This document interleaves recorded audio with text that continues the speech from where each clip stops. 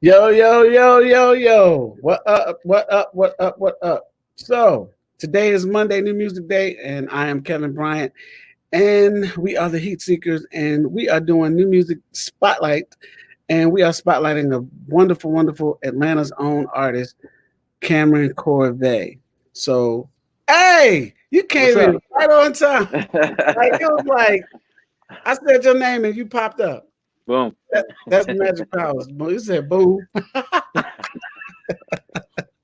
Cam, you funny. Oh, that's good. Good to see you. Yeah, man. Good to be seen. Thanks for having me. Yes, you've been grinding too. I've been watching everything that you've been doing. I'm loving your background. I think that's so hot. You just doing the damn thing. I am making, we make lemonade out of lemons all the time, but a lot of people, at least initially when this pandemic started, it caught them reeling. It caught them off guard, and everybody was trying to figure out um what they were going to do. I think for me, it was just a different type of opportunity because I'm used to doing so many things on my own. So it kind of leveled the playing field. So artists like myself and other independent artists that are used to doing a lot of things on their own, it didn't really change a lot for our Right, day-to-day operations, but right. it almost gave us a window to be Mm, able to showcase what it is that we do that makes us special now that the playing field's kind of been, more level. right, right. So for everybody that don't know, you're Cameron Corvet, and I know everybody knows that, but some people, you know how you got to get them all together. So Sure. you're Atlanta's own. Well, I don't know if you're from Atlanta or not, but I claim you. We all claim you, and you're a Grammy winner. You're a dope indie artist. A lot of stuff. And you know what else? So I told somebody you were on today, and they were saying, "Oh, that's the guy that he just talks so calmly." And to be Man, honest, that you should see do. me off camera, Kevin. We're not going to. But no, you seem to have such a equal equal vibey type demeanor. How do Yeah, you do that being in this industry? How do you do that? it uh it has taken some practice. I'll tell you Mm, that. Um, I'm a very emotional guy actually, but I've learned that this industry, your emotions can work against you. So you have to kind of be able to compartmentalize some of those elements of your personality that not could rub people the wrong way, but just could be misinterpreted. You don't really have room for people to get the wrong impression of you on the first impression. So I like to dial it in slow. I usually will walk into a room and observe first. I don't ever come in the room with my guns blazing, right. because I've given already too much away, at that particular point. So I think for the most part, I just keep myself grounded. The industry will do that as well. So I never allow myself to get too high. I have my moments where I'm excited, like yes, but then, I get brought back to earth real quickly, and I just try to make sure that I'm always on the 50-yard line. Well, with that being said, and the way you are so careful with your words, that brings me to your writing. Like, I mean, like I Yeah. went through some of your songs, not to mention that I've heard you thousands and thousands of times, and every time that I hear you is always like a new experience. So, and I'm so amazed at the way you write. And being an artist myself, I used to always find it hard to just figure out. I remember when I started, I didn't know that I could write, and for me, I had to totally depend on my life experiences. Like I would literally, like I can't write stories like you, and it's funny because I can't write them, but I can actually, like if I'm texting or something, or if I'm talking to somebody, I can create this beautiful fairy tale type story. But when it comes to a song, I can only like write songs that I actually lived through or something that happens. How does that work for you? What is Mm. your process? Um, it's similar in the sense that I think, I like to talk about things that I've experienced personally, but it doesn't have to be 100% my Right. experience or 100% true in the sense that if there could be a could be a moment in time or it's occurred that I want to write about, but I would like it to end differently than it did in real life. Mm. So in that case, I might alter it a little bit because I feel like, if I want to tell a story and I want a particular outcome so that my audience can really receive from me, then I'll derivate a little bit from what happened to me, in order to make sure that the message is clear. But I do like to keep it personal. If it can't be personal to me, then obviously people that I know personally who I've had conversations with, those are good indicators that it's something that is important, not just to me, but more than one person and worthwhile in terms of creating a song about it. Wow, true stories. And yeah, you know what I like? I like the fact that you said that you want to change the ending. I never really thought of it like that. That's a cool way to think. Thank you. I'm gonna do that. Because like I said, I depend on those experiences, and but most of the time it works for me because that's how I relate to it. But for you, you seem to relate to like a lot of things that you sing about, and I mean, the story actually comes to life to me. Like sitting listening to you, I get captivated into what you're saying, what you're talking about, and I mean, I just love it. You deliver very, very well. So I think, Thank which you. is probably the reason why you got a Grammy. Which, like, how did that like what was that like? How did that happen? Because everybody's asking me about that. Oh, so they want to know. Like, I mean, how did you even feel? Tell me from the time that you realized that you got the nomination, right on up to it, and everything. Just spill it out. um, the whole situation surrounding it was very much so divine intervention. I like to say that because I was not connected to Sting or Shaggy in any way. It wasn't a situation where I had a manager who knew one of them or knew their manager or something like that. It literally was the song was the calling card for me. It represented me before they even knew that I existed. So, you know, the creator saw fit for the song to travel through from one hand to another, and each stage that it went through, it picked up a little bit more steam. So I created I composed the song on the guitar, and in addition to that, I wrote some pretty key parts of the song, including the hook, the chorus of the song. So as it made its way to Sting and Shaggy, it picked up those some additional pieces, like a verse, or it picked up of maybe some keys or that type of thing. And by the time it landed in Shaggy's hands, it was at a point where it had materialized into something that could register with him, and then he added his sauce on it. He had it, and he was in the studio with Sting's manager, and Sting's manager heard the record and thought Sting would be great on it, and Sting loved the song, and then Sting added his piece to the song. So it was very much so a collaborative effort that started with Cam. So that the fact that those types of people, artists, wanted to get involved with an idea, lets me know that my ideas are worth it. So that was the catalyst for the entire album to be created. So you see this album go on, you see this song go on, I see it performed all these different places, and then you start thinking about it like, man, could this get nominated for a Grammy? I knew when the rounds and everything like that were going to take place. I'm a Grammy member in terms of a voting member.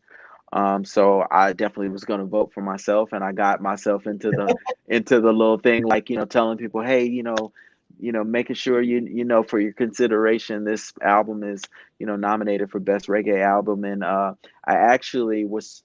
The nominations were actually supposed to come out on the night that I was doing a show where I was Wow. opening. I was opening for Robert Glasper in Atlanta at Center Stage, and I was supposed to be finding out whether or not it did or did not happen, but there was some type of, I think, George Bush the first, George, the original, not the original, but the father, let's say, Right. he had passed. So because he had passed, um, there was kind of like a delay, a 1 day delay. because I Mhm. think there was something going on that exact day, like either his memorial service or something. So the Grammys decided to release the information the next day. So I'm at Right. this Robert Glasper show, had a great show, and I remember Craig Garrett, at the end of the show, kind of came out to just, tell me that I did a great job and just reiterate to the audience, who I was. And he's like, I want you guys to send your best wishes. This guy deserves this or that and this and that. And I'm like, oh man, these people know my business. I hope we get nominated. And I remember going to sleep and waking up and we got nominated. So I was super excited about that. And then I knew I had to take my butt to California, make sure I was out there for the festivities. Sometimes that's easier said than done, Kevin. To be honest Right. with you, going to Cali is not a cheap trip. Yeah. Um, so I made my way out there and I just tried to soak in as much um, as I could. I went to a couple of shows. I met with a couple of people, and it was very surreal.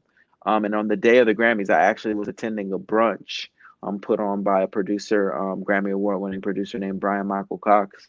Yes. And Ah, it was cool to get that acknowledgement. He acknowledged me during the brunch, and there were some other notable figures there as well. And I remember jumping in the car and driving away and stopping at a CVS in order to get some I think some Sudafed or something, and they had already started the live yeah. stream. Mhm.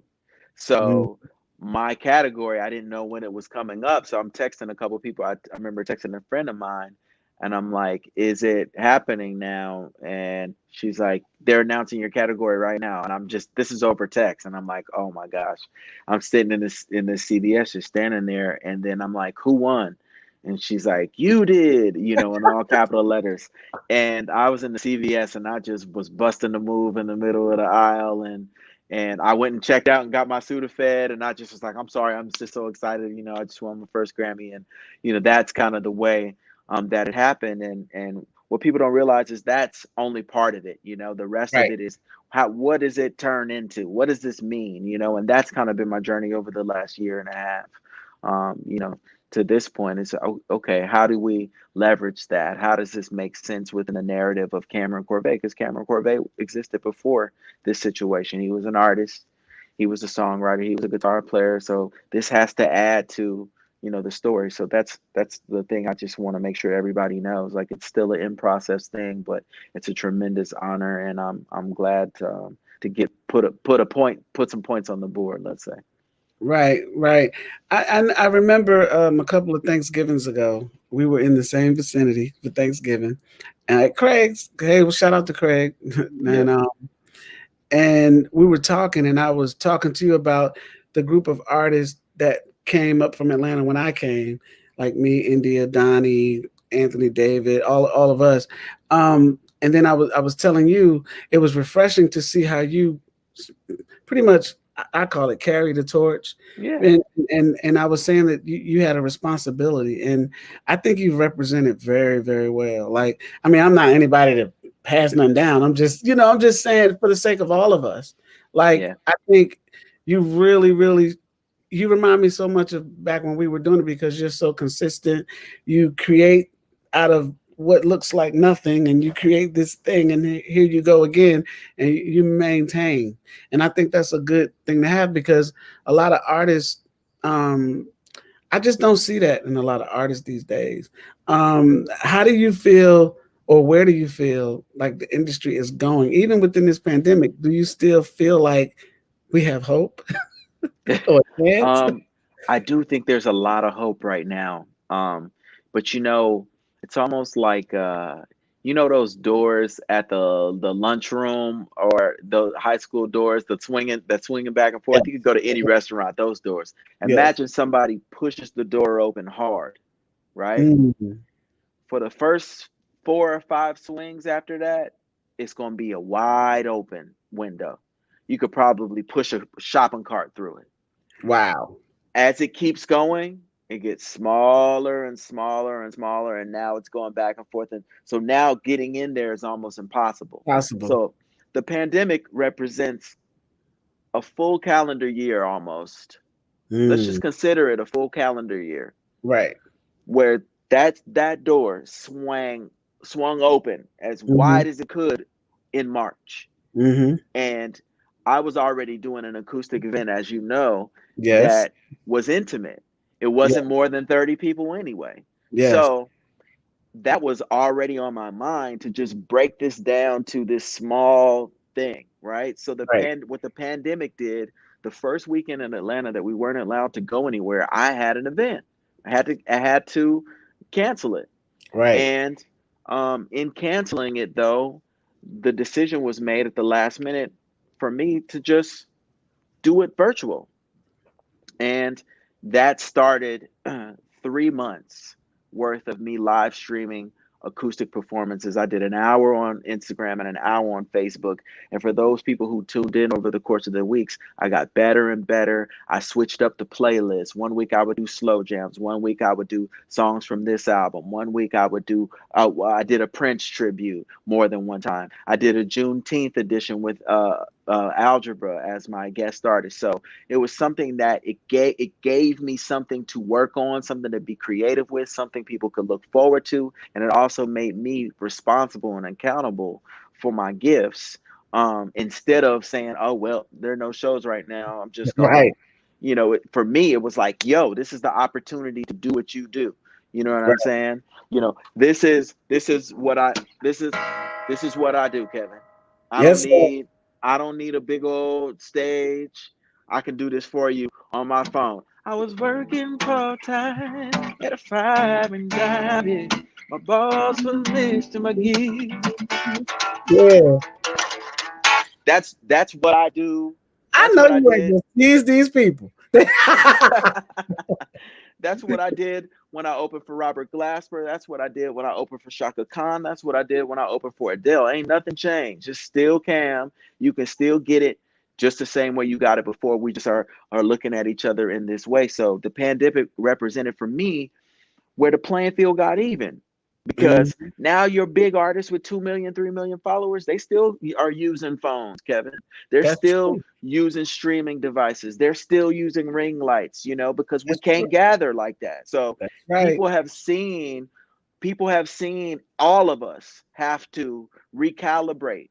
And Yep. in that recalibration, an artist that you thought was here can now Mhm. come up to here because the Right. experience requires for things to be in a certain type of place. You can't live stream on a cell phone on Instagram with it facing up and down with a whole bunch of people, That's true. because it just don't work that way. It's got to be too far back for you to be able to engage with the comments that are coming up.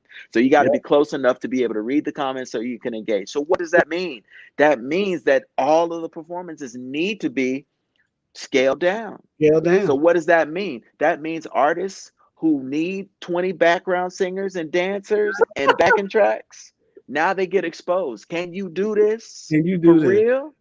That's So true. in that way, the artists that are really worth their salt, that have just been marginalized because they haven't had a big budget or they haven't had a label, they now can show, hey, I'm worth just as much as this other artist is worth.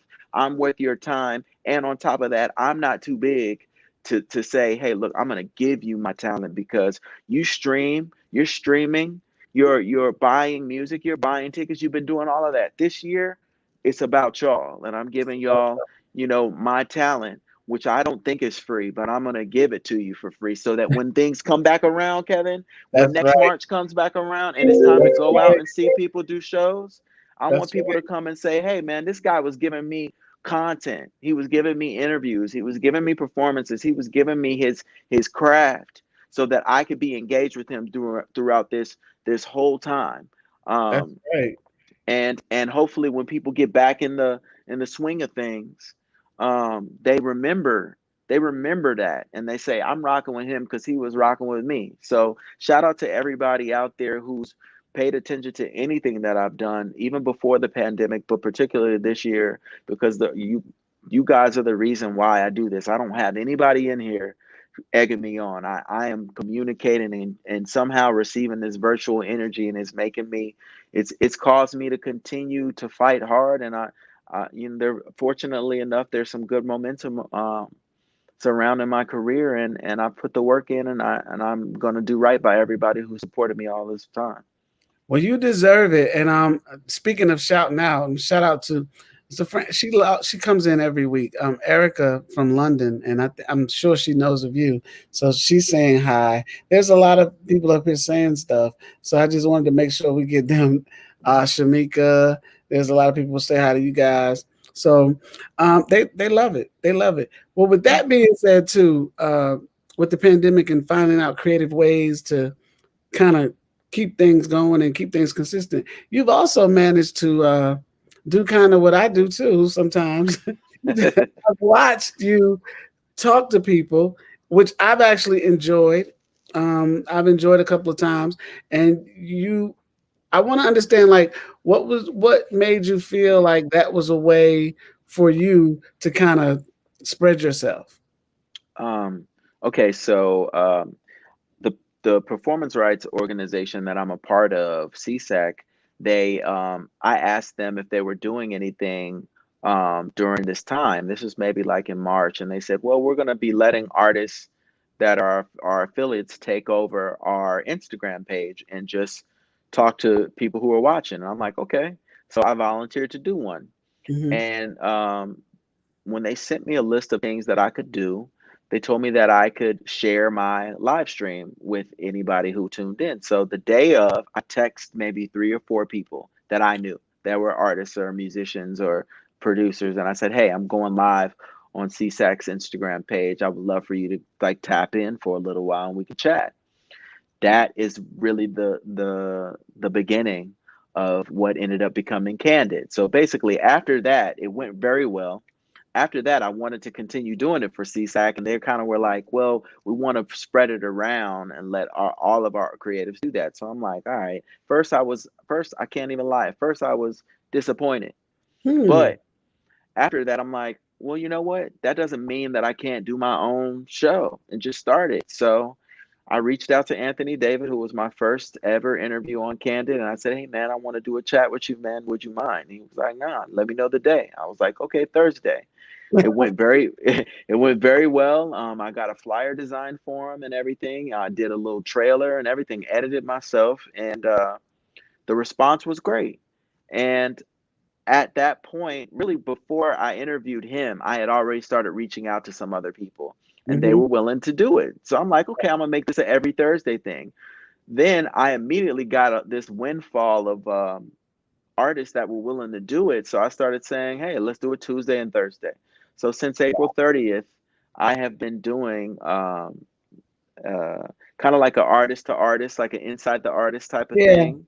Yeah. I like Um, that. you Yeah. know, these are people that I already know. You know, I've bumped into plenty of times, but you know how it is being an artist. When you're at a show, you're focused. You don't have time to sit and really talk to people. So, you know, it's an opportunity, given the fact that we aren't moving around like that, to sit and have the same type of conversation we would have backstage, or the same type of conversation we would have on the phone, but just allow people to an inside look at what that would be like. And since April 30th, I've had some amazing guests. I mean, Case, RL from Next, Shantae Yeah. Can, Bobby Valentino. Tomorrow I'm interviewing Lecrae, and I would never have thought that I would still be going over 3 months after Right. you know, with an idea. And that's goes back to my earlier point in terms of figuring out, you know, for people who are artists out there, I've never been bashful about giving information, but the key that I've experienced thus far, Kevin, has been analyzing myself, right? That's We're doing right. that anyway. This is a That's right. pandemic. People are figuring out, they're getting to know themselves better. And when I've gotten to know myself, I'm like, okay, I like talking to people, you know? I Yeah. like talking to people, but I like talking to people that I know, and I like talking to people about music, and I like that type of thing. Yeah. So I'm like, I want to talk to my friends, you know, I Yeah. want to talk Yeah. to people that I've worked with and let people tune into that. So that became a thing, you know, the acoustically yours thing became a thing. I've got Right. some other things that I'm working on as well that are just a part of me, and that's an opportunity for me to give people out there more ability or more reason to support me. Like, look, you know, I'm not just somebody who makes music, who just wants to get rich, or who just wants to be on stage and be adored. This is something that I've been chosen to do.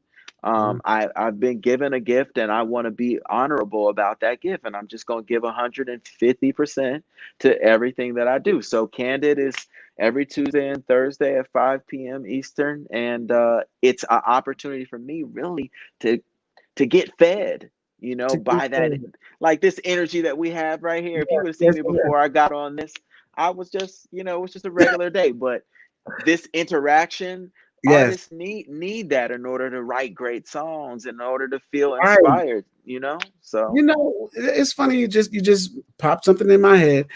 Why do you think artists like we some of us have such a competitive spirit? We don't want to talk to each other. And I don't understand that because I remember, back in the day, even before me, what I've learned was that a lot of those artists, they helped each other, they did things together. What is the disconnect now, you think? Because I'm like, why artists don't really talk to each other? They just, I mean, we do, but there's some out there that don't. What do you think? What do you think they need, like, to do that? I'm gonna talk about. I want to just address it in the Black community first, because that's a Good. community that I'm a part of, and it's a community that I've been working in for um, 10 years now. Um, if you think about slavery, right, there was a point in time when, well, those who've seen Django, right, there's a scene in that movie where they have two slaves fighting each other, Yes. and the masters are just watching. It's sport, you know. Now, take that for example. There has been a spirit of competition that's been passed on within the Black community that allows us to be mentally enslaved and think that there's only room for one of us at a time. When Ah, literally, if we all band together and realize that there's so many stories that Black people have to tell, there's right. no way you can encapsulate it in one artist. An artist. So there's no shortage of country music singers, songwriters, or bands. They don't Nope. have to have a six pack. They don't Right. have to, you know what I'm saying? So it's like, why we're allowing ourselves to be dictated to, and we're allowing ourselves to fall for some type of archetype that only contributes to us competing with each other, not showing solidarity, and not supporting one another. We all are renting space on Instagram. We don't own it. You know We what I don't own mean? it. That's hey, like So, like Kim Jones said, we don't own anything. I always give her a shout like, out. it's just it's one of them things where if we really sit and think about it, who I mean, and I'm gonna be frank with you, I've been denied so many interviews, Wow, are you serious? and it's just they may not think that, and they're denying it based on a numbers thing, right? So if Right. I shoot, I'm not necessarily going to shoot for somebody who's got a million followers, maybe, because maybe they might think to themselves, well, how do I benefit, right? That's what everybody thinks. Well, Mhm. how about you benefit because you get an opportunity to speak your piece and talk about things that are important to you in a way that gives your fans that might have been following you for 10 years insight that they never had That you before. never had before. Exactly. You only are further cementing your fans as being lifelong fans when you allow that to happen. If you're just looking at it from a number standpoint, you totally missed it. That's one. Two, on Instagram, I'm just shy of 10,000 followers, right? But Mhm. I consider myself to have followers that are very much so tastemakers. That's true. So where I'm thinking of quality over quantity. I might only have 10,000 followers, but what if my 10,000 followers have 100 million followers collectively? That's true. Then you're getting an opportunity to be exposed to tastemakers who might not care that somebody's going live, because everybody's going live, but I Right. don't go live all the time. So when I go live, people who follow me might say, okay, Cam's going live for a reason, let me tune in. You understand what I'm saying? Mhm. What if that person is a Robert Frederick Smith, or a or an LA Reid or something like that? They just so Mhm. happen to be exposed to an artist that they may have heard of, but might not necessarily tune into their live, but they would tune into my live because they know, oh, Cam's about substance. He's definitely got something going on that I want to check out. So now it's indirect exposure. So people have curbed me. People that are friends have curbed me, Right. and you know, you that's par for the course.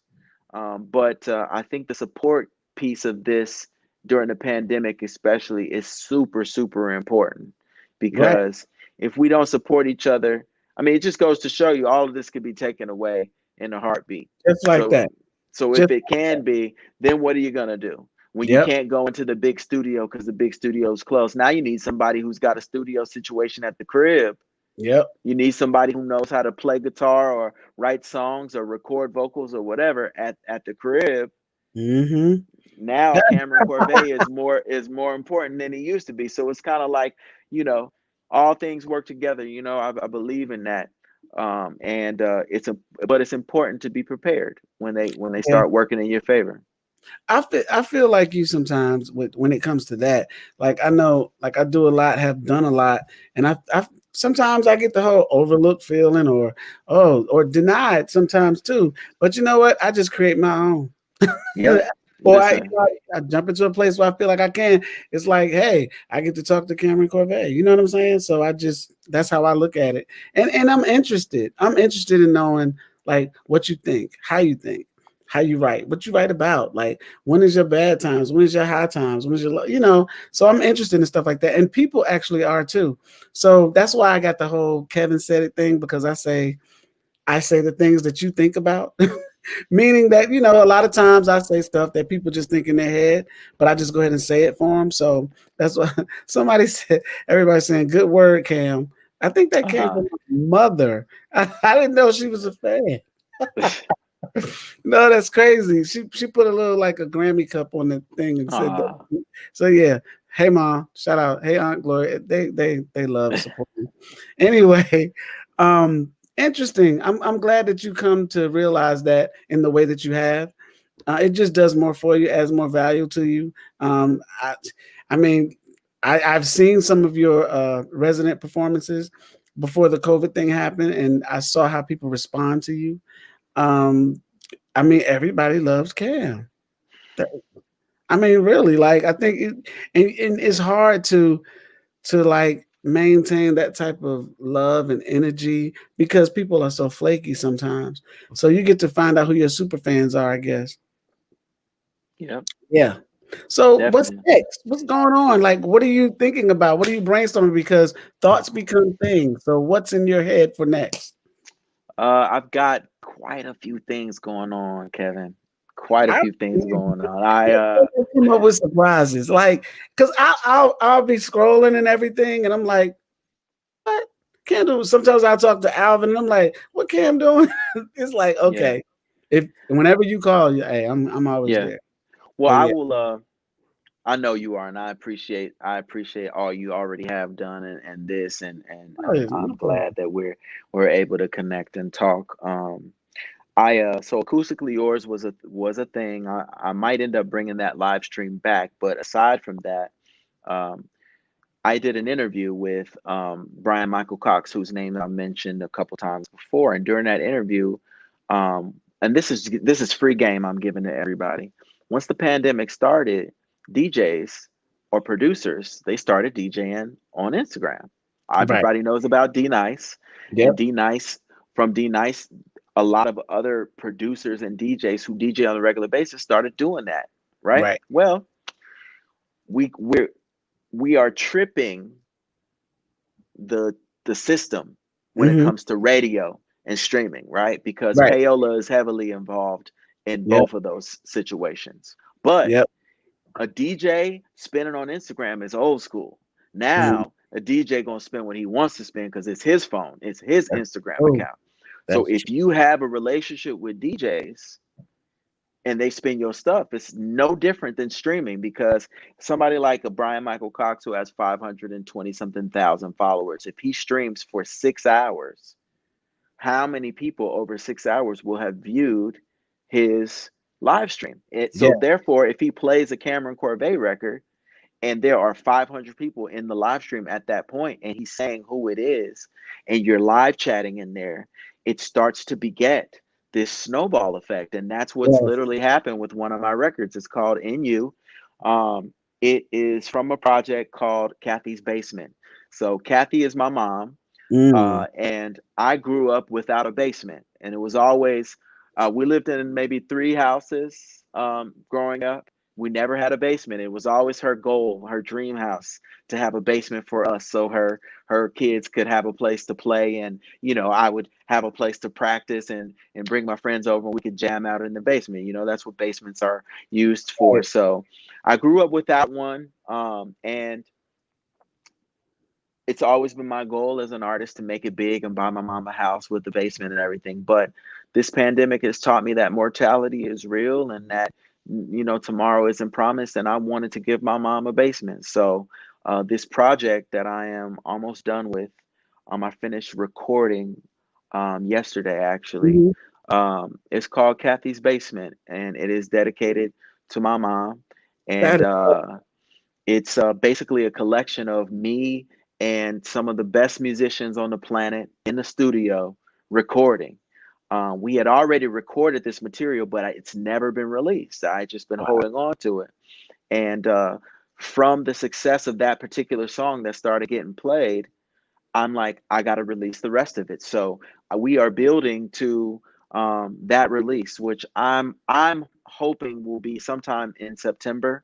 You Mm. know how things go, but um, it should be around 5 or 6 records, all in the same vein in terms of live, which is where I'm most at home, and it's going to be it's going to be a real treat to listen to. Some songs have been reinterpreted in a Mm. live sense. And my thing is, we're not able to go to live shows right now, so I want people to be able to press play and feel like they're at a Cameron Corvet show. Um, Exactly. so that's something that's coming up. I've done some writing, so I've got some records that'll be coming out on other artists as well. Um, and I've got some more content, a new set of content to release to everybody. I'm just finishing the final touches on that.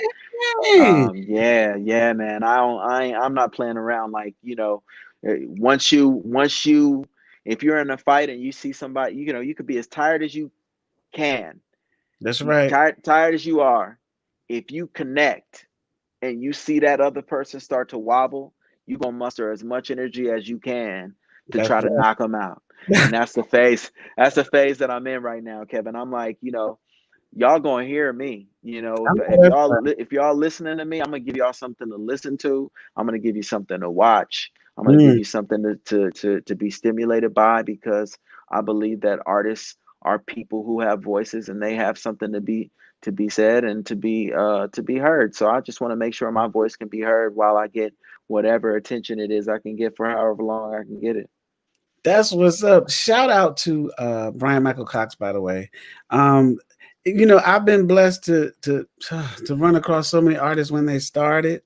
And just I don't see him much, but when I do see him, it's always like, "Hey, how you been?" That kind of thing. Because I've watched him when he came here, just kind of in and out working with different people. And in my day, I was always on tour a lot, so I never really got to stay in Atlanta much. Even though I lived here, I would see people when I'm off. And I remember when he came and he was just doing stuff and just grinding, like like most artists do, just grinding. But it's always good people. Every time I see him, it's always. So shout out to him for that, and I know that did well for you. And I think I missed that when you talked to him. I missed that one. I wish Mm. I know I can go back and see it, but he's good people. Who else in the industry that you feel like is no? I don't want to do that because then if you miss somebody, they'll think it's I so know how it hard. goes. You can't even don't even worry about it because I do that sometimes when I talk about people, and I get a message, you didn't say me, and I'm like, oh, I Right. wasn't even thinking, but there are a lot of good artists out there that help each other out and support each other and all that kind of stuff too. I do want to say that. I don't want to make it seem like we just don't do that, but I mean that's good. We are now looking at you as a, I don't want to say next to blow or whatever because you're already blown to me. You're already there. Like the fact that you keep doing it is great. And that's Yeah, the thing we try to stick to the most, especially at Heat Seekers. Like we talk to artists all the time, and you got to sit on the couch with us I did. before, yeah, and we talk about that. So it's always good to have artists like yourself on here and talking to them so that everyone else can really understand how they should be doing things, right? Who are some of your major influences? Uh, I would say a shorter list would be Prince, D'Angelo, Maxwell, Terrence Trent D'Arby. Um, I would also extend it to, other guitar players as well, Jimi Hendrix, Sting and the Police, John Mayer. Um, you know, uh, I definitely am influenced a lot by my own family. I grew up in one of those church households where everybody did everything. Yeah. So I wasn't made to feel special. You understand what I'm saying? Coming up, it was like, all right, cool, All you y'all, know. right? So yeah, it's like, I mean, everybody did everything. Everybody sang something. Everybody, if you didn't sing, you played, or you did both. So, um, I definitely was influenced a lot growing up by them as well. But even older artists as well, like your Marvin Gaye's and your Donny Hathaways. There's pieces. Hmm. I'm not saying that I've listened. Well, I probably have listened to everything Donny Hathaway has ever made. But even still, I can't tell you the last time I did listen to a Donny Hathaway song, because what happened with me when I was growing up, my mom has five brothers and sisters. Oh, So they all were stair-stepped in age. So with every little 5-year gap or so is a different type of music. So I right. would be around my uncle. One of my uncles is the first one who exposed me to Babyface. But he Oh, also exposed me to like Norman Brown and Christian McBride and Jonathan Butler.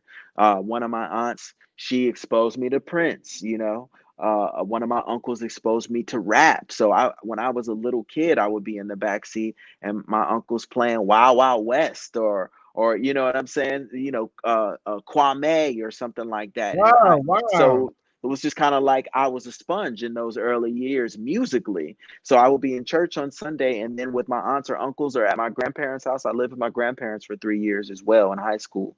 And that was a very special moment to me because it was just my grandmother, my grandfather, and me.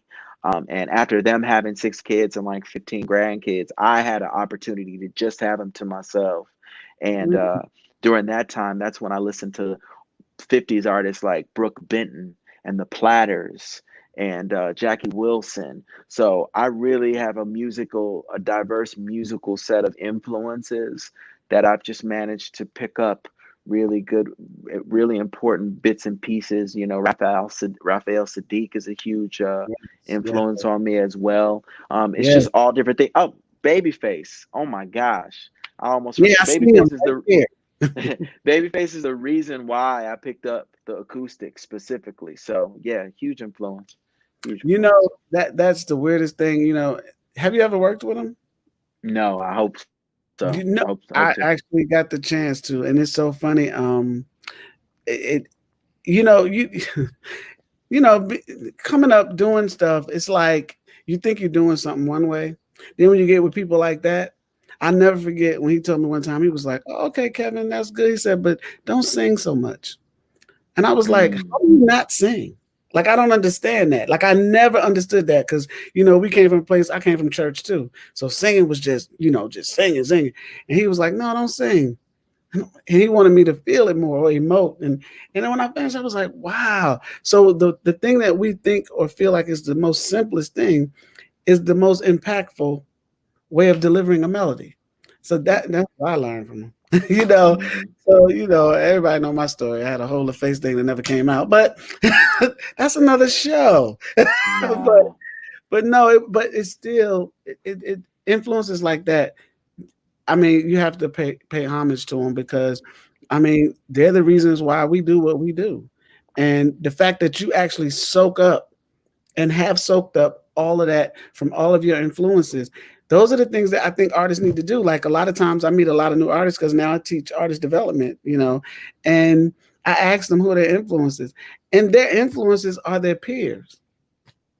So I don't understand. I'm like, Yeah. I how is that never, influence?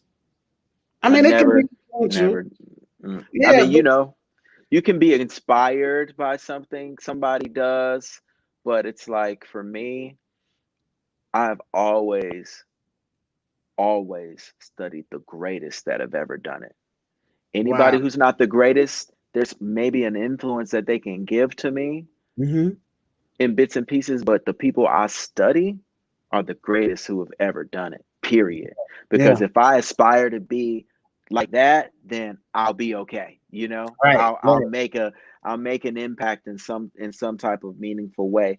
And that's not to say like my peers, you know, they inspire me. I get motivated by them, but I right. don't really, Motivate. Yeah. yeah, I don't dive into their music because I don't want to be influenced in that Mhm. way. I want them to have their space. I want to have my space, and just being true to that for me means continuing to listen to the inspirations that caused me to want to do this in the first place, but understanding that as I become older and as I Mhm. grow and mature in my artistry, I'm going to receive Donny Hathaway a song for you differently than I did when I was 11. You know what I'm Right, saying? right, Great songs are like that. When you dive right. into them, there are layers you can peel back and still be inspired. So that's what I spend my time doing, you know? That's awesome. So, if you were to talk to some of the current up and coming artists now, what would be one of the things you would say to them about, You struggle? know,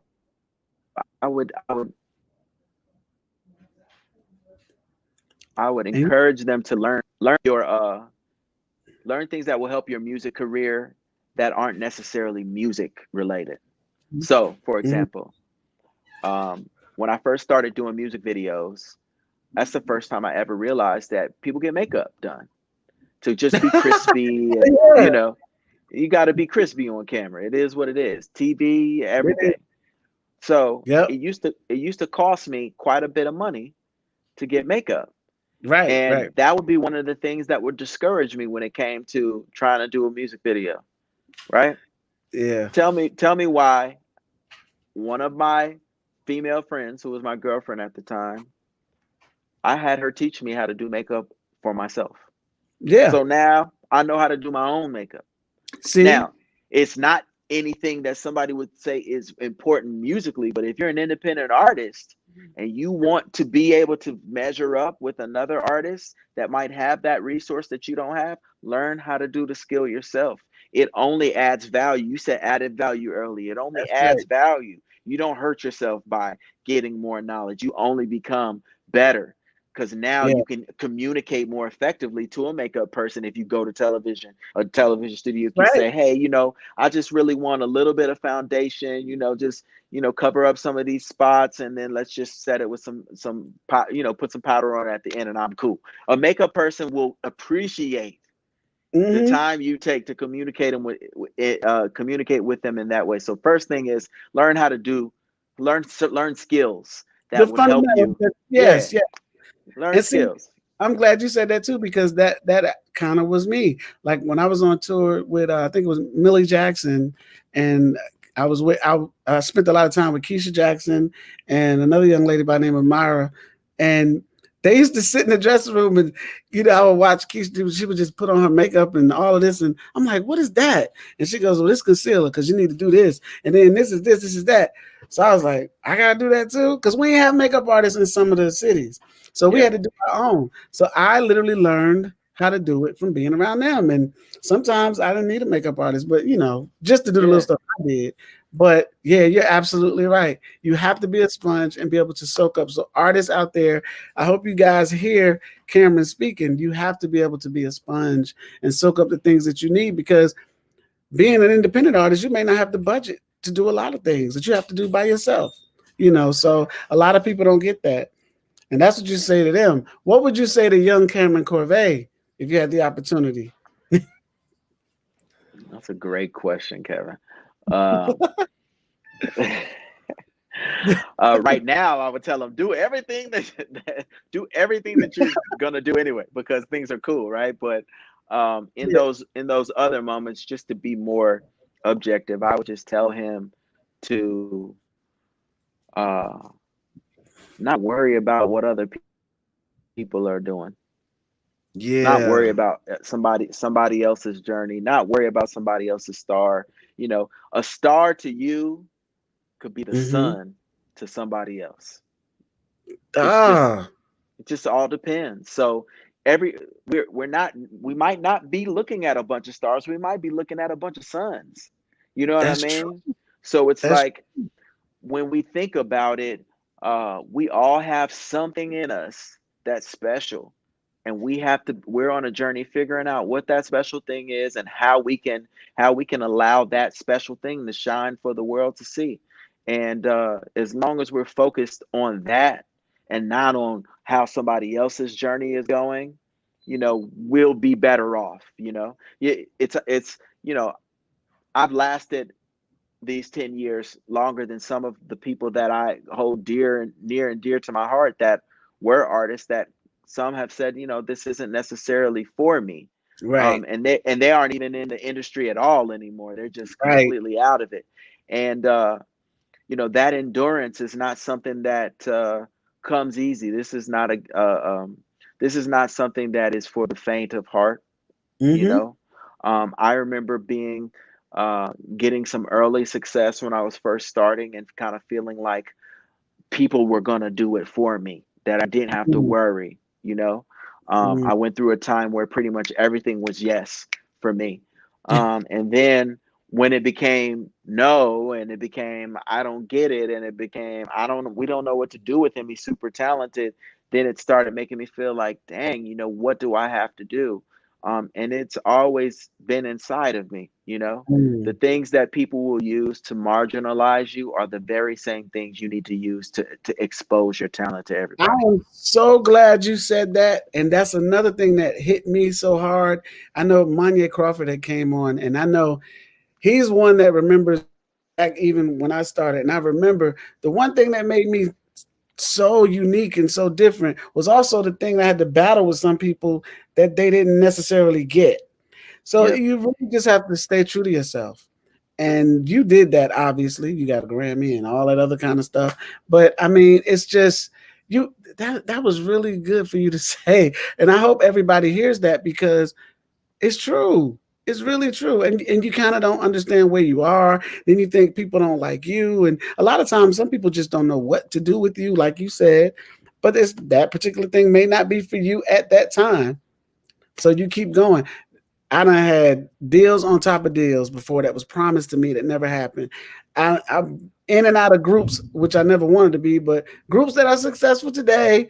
Um, I was supposed to be in one, an Atlanta group, and it's like that didn't work. I mean, I was running my mouth probably, but I learned so much, trying to navigate through this industry. And now I'm happy with where I am and who I am. And I know somebody said, when am I coming back to England? I'll be there next year. And good, Cameron. Yeah. I eventually want to work with you. And so I hope I get to do that. Yeah. I'll keep following you and tell everybody where they can find you and follow you. Okay, so it's Cameron with a K, Kameron, and Corvet is Corv as in Victor Et. And that a lot of times that gets lost in the sauce. But if you use those two words, Cameron, of course, before Corvet, you can find me everywhere. Facebook, Instagram, Twitter, and it's me. There are no bots, no androids that are answering on my behalf. But if you connect with me on Instagram, that's kind of like my social media of choice right now. You'll be able to kind of follow the rest of this process for me completing this project called Kathy's Basement, as well as tuning into things like Candid and some other things I have going on. So find me on there, find me on Spotify or Tidal or YouTube or wherever.